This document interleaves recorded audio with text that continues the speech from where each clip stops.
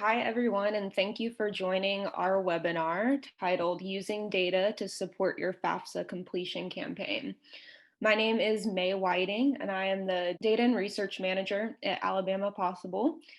We hope that you had a chance to join us for our FAFSA 101 and our Advanced FAFSA webinars back earlier this fall. Today, we're going to discuss the importance of using data to promote FAFSA completion in your school or community. And we would like to recognize and thank our sponsors and our partners for supporting this work and for making this webinar possible. A quick housekeeping note before we get started, please keep your microphones on mute at all times to avoid any feedback during the presentation. This webinar will be recorded and posted to youtube.com/alabamapossible. And throughout the webinar, you can submit questions using the chat feature. We'll have a moment for Q&A towards the end of the webinar. So please share your commitment to building a college-going culture on social media. Our account is at ALGoes2College, the number 2, at ALGoes2College. And then please use the following hashtags so that we can see all of your hard work and learn from each other. We especially encourage you to use hashtag FAFSA and hashtag Cash for College when posting about financial aid and affording college. This webinar is brought to you by the 2020-2021 Alabama Goes to College campaign. It's our statewide campaign focused on building a college-going culture in Alabama. And most of you are familiar, so I'll just review it really quickly. There are 3 different components to the statewide campaign. Today, we're really going to focus on Cash for College, which builds awareness around financial aid for post-secondary education. And we know that paying for college is a common concern for our students and families as they're thinking about education after high school. And we know that completing the free application for federal student aid, or the FAFSA, is a key step in pursuing and affording college. So our goal with Cash for College is for every graduating senior to complete their FAFSA before they graduate so they can access federal, state, and institutional aid to pay for college. So just to quickly review and level set, the FAFSA is the free application for federal student aid. It gives students access to the largest source of financial aid for certificates or degrees, whether at 2-year or 4-year programs. And it helps determine the type of federal student aid that students are eligible to receive based on financial need. And it can be completed at FAFSA.gov or using the My Student Aid app beginning October 1st of every year. So why complete the FAFSA? FAFSA completion is a critical step for post-secondary enrollment. Like I mentioned, it determines a student's eligibility for all types of aid, including grants, scholarships, work-study jobs, and loans. And then it also signals to the college admissions office that a student is really serious about attending their school. So some quick, fast facts. The FAFSA determines eligibility for the Pell Grant, which is aid that does not need to be paid back and that can be used towards education after high school, whether technical or academic programs. And the majority of students in Alabama are eligible for a full or partial Pell Grant. The current maximum award is $6,345 per year, and that typically increases every year. And that amount is really significant because the average cost of tuition and fees per year at a 2-year college in Alabama is $4,770. So not only does the FAFSA determine eligibility for awards like the Pell Grant, but if you go to the next slide, we'll see it also strongly correlates with positive post-secondary outcomes. And that includes increases in college enrollment, college persistence, and then attainment. So research shows that 9 out of 10 or 90% of students who complete the FAFSA enroll in college the following fall. So that is an awesome predictor, and it's why we really focus on FAFSA completion. So this work matters, and your efforts to build a college-going culture in your school matter, because as of 2018, only 45% of the Alabama workforce had a high-value credential beyond a high school diploma. But we know that Alabama needs to increase this number in order to compete for new industries and fill gaps left by retiring workers. So Success Plus, which is an initiative of the governor's office, aims to add as many as 500,000 highly skilled employees to the workforce by 2025. And we're playing our part in this by really increasing FAFSA completion so that students are able to afford and access college so they can get those valuable credentials. So taking a quick look at last year's numbers in Alabama, and when we do this, we want to keep in mind the challenges of COVID-19. But for the class of 2020, close to 27,000 FAFSAs were completed by the end of June, and that translates to a 53% FAFSA completion rate with over $60 million in Pell Grant aid leveraged. So that's our quick snapshot from last year. And keeping all of that in mind, we know that even with that awesome amount of aid leveraged from the Pell Grant last year, millions of dollars in aid were still left on the table. It happens every year, including last year. And this is why tracking your FAFSA completion data in order to increase it is so important. So we'll go over some statistics. Research by the Florida College Access Network estimates that 57.4% of high school graduates in Alabama qualify for a Pell Grant. But last year, if only 53% of high school seniors had completed their FAFSA, that means 47% of high school students in Alabama failed to complete their FAFSA. And that 47% translates to 23,915 students who did not complete their FAFSA. And of those, 13,727 would probably qualify for a Pell Grant.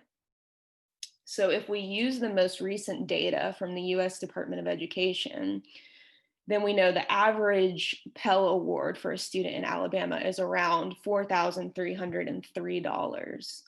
So for the 13,000 plus students who probably would have qualified for a Pell but didn't complete their FAFSA, that means close to $60 million total were left on the table when students didn't complete their FAFSA. And this really underscores why we promote the free application for federal student aid and why we encourage you to monitor and track your FAFSA data to really boost and increase it every year. So again, tracking and monitoring FAFSA completion data is key to any FAFSA completion campaign.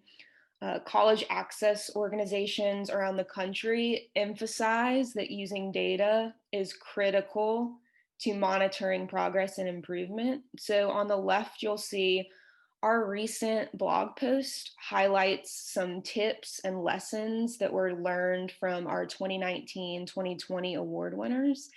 And see that first tip right there is to use prior year data to set goals and plan events for your FAFSA completion campaign. So it's the first thing that we wanted to highlight on our blog post. And then if you see on the right, this is a screenshot from research from the National College Attainment Network's 2018-2019 FAFSA Completion Challenge.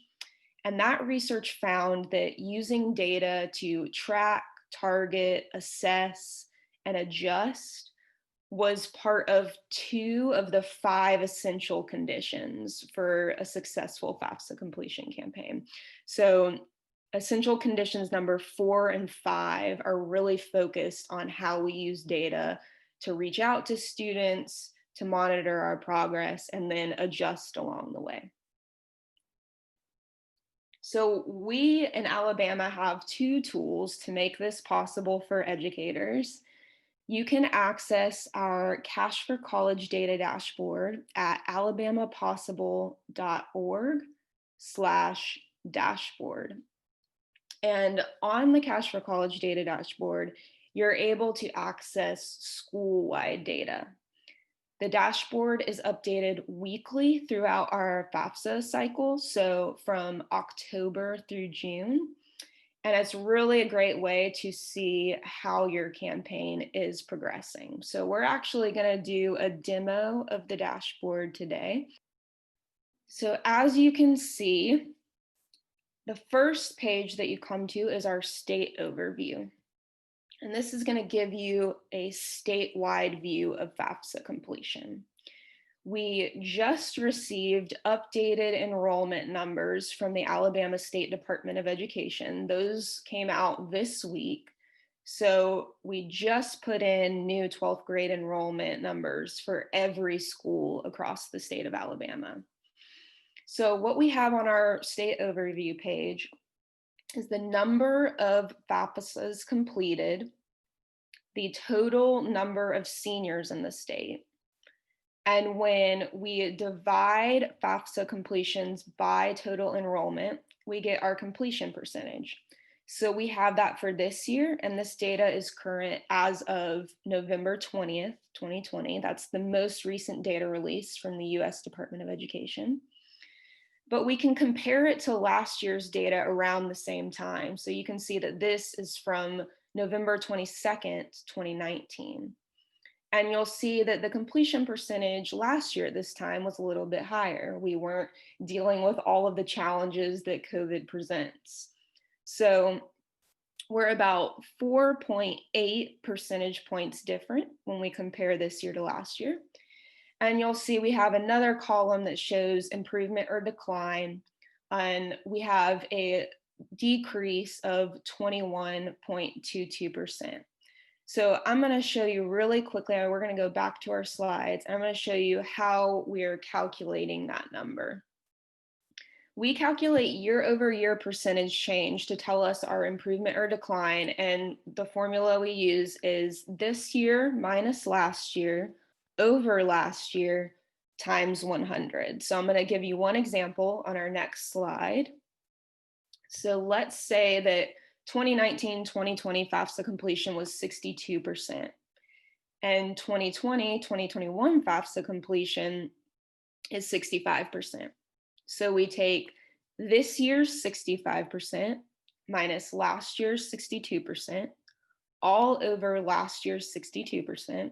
So another way of seeing this is 3% over 62%, times 100, and we have a 4.84 percentage increase.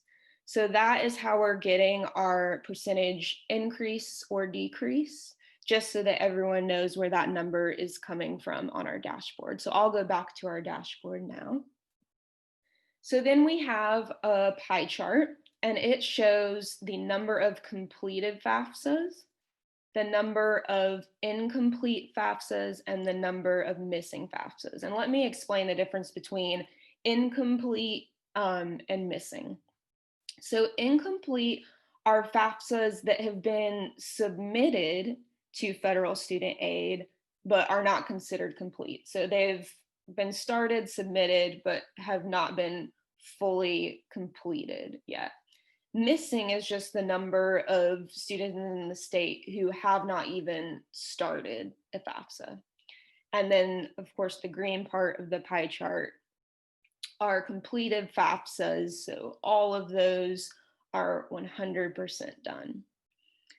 So you can also see at the very bottom, we have our weekly progress bar. So again, green bar this year, gray bar last year. And this will continue to update week to week.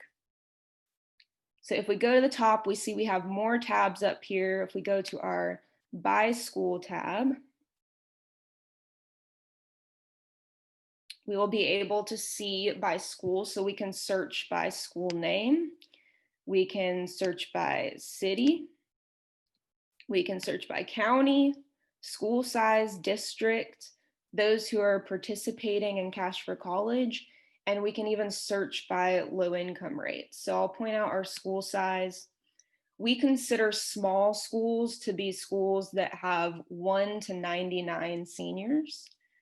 We consider medium schools to be schools that have 100 to 199 seniors. And then we consider large schools to be schools with 200 plus seniors. And that is how we determine our end of year awards. So if you're interested in tracking your schools compared to schools of a similar size, you can use that drop down. So lots of different ways to search on this part. And it's similar when you go to by district or county. But the tab I really want to emphasize is the school detail tab. So we're going to go to that. So here we see this is just showing an individual school, and you can click the drop down and you can start typing your school's name and then click it to find your school. But we can go ahead. We're going to look right now. Let's see. We'll look at Sulligent. So we'll see that this year their FAFSA completion is at 72.5%. Last year at this time, their FAFSA completion was at 54.5%. So they have an improvement rate of 33%. We can see that 37 FAFSAs have been completed. That's this green part right here. 4 have been started and submitted, but are not complete, which leaves 10 remaining for students who haven't even started and submitted. So that is showing an individual school. And I think this is a really useful page for the beginning of the year when you're goal setting. You can look at last year, you can decide what targets you want to make. You can also use this week to week progress bar to see what targets you want to hit. I will say, if you notice some irregularity in the weekly progress bar, it's because for the first 2 months of the FAFSA cycle, so October and November, we're using prior year enrollment numbers because we haven't yet gotten the official enrollment numbers from the State Department of Education. So we use prior year enrollment numbers as a proxy to estimate FAFSA completion. And then once we get those official enrollment numbers from the State Department, we of course update the dashboard with those numbers. And that does impact the progress bar a little bit. So you might see a strange jump and then a dip back down once we get the new numbers. But overall, it doesn't make a huge difference in terms of percentage. So that is our Cash for College dashboard. Again, this is a school-wide focus. So you're comparing your schools to other schools, or your district to other districts, or school sizes to other school sizes. So I will stop sharing now. Now we're going to look at the Alabama Commission on Higher Education's FAFSA completion project. This is also known as the Student Lookup Portal, which allows you to view the progress of your individual students. So once you have a login to the system, you can see so many details. And if you are participating in the Alabama Goes to College campaign, it is required that you utilize this portal.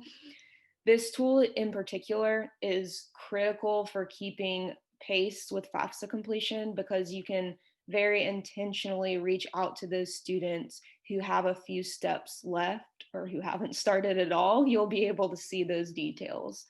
So like we say, the example that we give, you could send a batch email to all your students who haven't even started. You could send a batch email to all students who've started but are missing their signature page.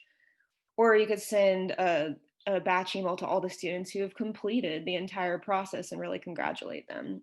That's what this portal allows. So if you go to the next slide, you can access the portal by going to fafsa.ake.edu, and the general public can see completion rates for districts and schools within districts, but the general public cannot see student level data, and that's why you have to have a login.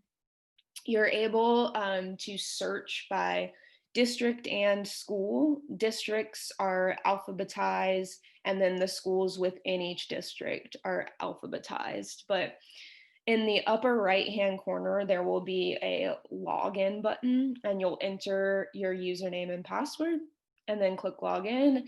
And that will give you a page that allows you to see a student detail button. But before we go on to that, just want to explain, when you registered for the Alabama Goes to College campaign, you indicated whether you had login credentials to access this portal.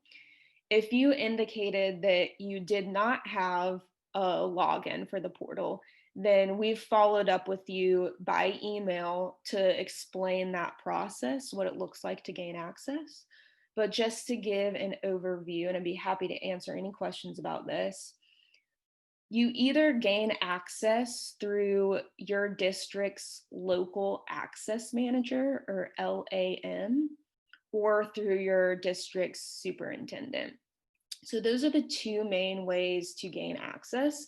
Things that we hear a lot are that your local access manager might no longer be at the school, so we would need to connect you with someone else, or they're unsure of their login credentials that would allow them to create you an account if you're in need of an account. So all of that can be rectified through the AIC team. If you indicated on your registration form that you don't have access and you haven't heard from me yet, please follow up. I'll put my email in the chat, but should have contacted every school that needed login credentials. So now we can go on to the next page to kind of look at what this portal offers. So once you're actually logged in, you'll be able to see tabs that you're not able to see on the public view. So from the home page, you'll then scroll over the student detail tab and click 2021-22. And this might be a little bit confusing that it says 21-22, but that is referring to the FAFSA cycle. So we're in school year 2020-2021, and we're completing the FAFSA for the 2021-2022 school year. So that might cause a little bit of confusion, but you'll click the 2021-22. And if we go to the next slide, we'll see a sample search. So in the district box, for just as an example, you can type Mobile, and in the school name box, you can type Mary for Mary G. Montgomery High School. And when you search by school name, you can just use the first word of the school's name. Once you do that search, in this example, both the students' first and last names have been concealed for privacy, but they do come up alphabetized by last name and then first name. So you'll do your search once you've logged in, and you're able to see your individual students and their progress. So you can see in the screenshot here that these students have all completed the FAFSA. So that column says complete going all the way down. Go to the next slide. So you can also search by FAFSA status. So you'll see in this drop down where it says FAFSA status, complete is clicked. Just want to make an important note that when you click the drop down for FAFSA status, if you search just by incomplete, it's not going to pull up all of the error fields. For each type of error, you want to search by that error status. For example, one error would be that the parent signature is missing. So rather than just clicking the drop down and clicking incomplete, you would click the drop down and click parent signature to see all the FAFSAs that have been started but are missing that specific component, the component of the parent signature. So you can see with the AIC portal individual student data and then individual parts of the FAFSA that need to be completed. So it really helps you reach out to your students and remind them what they have left. Such a useful tool. So some notes about the portal: it is also updated weekly for most of the school year at least, and all personally identifying info from the US Department of Education is removed, and all of this is housed on a secure server. So you are seeing your student's first and last name, but no one else's. And when just another note, when searching by FAFSA status, the no match refers to students who haven't done anything at all. So that's one thing to remember. And then another thing, say you are looking at your school and you don't see one of your students listed. For missing students, what you're going to want to do is compare the student's social security number in school records with what they put on their FAFSA. And if you're unable to find the student in the AIC portal, you can follow up with the AIC team. What you'll do is send an email with a password protected Excel file. Our contact over at AIC, Ron Leonard, is good at explaining how to do this. You'll send it to fafsa@aic.edu with some fields so that they can help you find that student if you run into any issues. So you'll include the school district, the school name, the student's first and last name, their date of birth, and their social security number. And again, we don't want to send that in just a regular email. We want it to be a password protected Excel file since it has some personal information in it. So to recap, a lot of useful things about the AIC portal because you're seeing your individual student data. You can gain access by getting an account from your local access manager or your superintendent. And hopefully you received an email from me telling you who your local access manager is if you need an account. And if not, please follow up with us. So those are our two portals, and I wanted to leave lots of time for questions. But before we get to questions, we want to plug some resources for FAFSA completion. So we've talked a lot about using data to monitor your progress, but the way that we make progress in FAFSA completion is to utilize all these amazing resources available. So we have the Federal Student Aid's Financial Aid Toolkit. That's at financialaidtoolkit.ed.gov. We have our Cash for College toolkit. So we've put together planning documents, graphics for social media, email templates, things like that. And all of that can be found at alabamagoestocollege.org. And when you're there, you'll click our educators button. Remember that you can revisit our webinars by going to our YouTube channel. So you can access our FAFSA 101 and our advanced FAFSA webinar at youtube.com/Alabama Possible. Now, NCAN, the National College Attainment Network, is so incredible when it comes to data. And they have a whole FAFSA resource library that you can access at ncan.org. As always, to support you throughout your FAFSA completion campaign, you can call us at 334-316-6155. You can also email us at algoestocollege@alabamapossible.org. And then we do want to look at some student resources that you can send along to them. So we have FAFSA.gov, where students can read financial aid overviews and summaries. They can also call Federal Student Aid at 1-800-433 3243. And of course, they can call us at the same number or email us. But we also have our help desk, which is part of that phone number you see listed there. Students can call or text our help desk. It's staffed by our amazing college transition peer advisors. And students can call in with questions about college planning, college admissions, financial aid, all sorts of questions. So these are resources that we want you to utilize to complement all the things that you're doing. And while you're doing this, be very intentional about tracking your school-wide FAFSA completion data and your individual student FAFSA completion data. So now I will turn it over to our Q&A with Keela Lawrence. Hi, everyone. Thank you so much for being here, and thank you so much for making it this far to our Q&A session. May, I want to just say great job. I think you answered a good bit of the questions as you went along during the webinar, but we do have a couple questions that we can fill in the gaps for these people. So one question comes from Crystal, and she wants to know, what do you need to do if the local access manager changes? So I know everything's not going to be perfect, and we're going through a lot of changes right now. So what should she do, and what steps should she take to get access to the local access manager?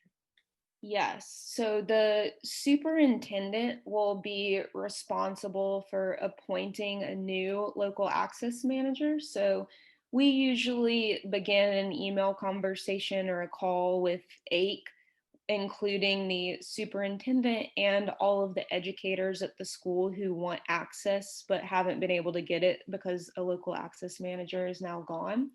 So we'll do all that follow-up with you to ensure that you're able to either have a new account for yourself or access the account that you already have. Perfect. Crystal, I hope that answers your question. The next question comes from Sarah, and she's wondering, where can she find the Alabama Goes to College registration form so she can answer that AIC question, or that you do have access to the AIC portal?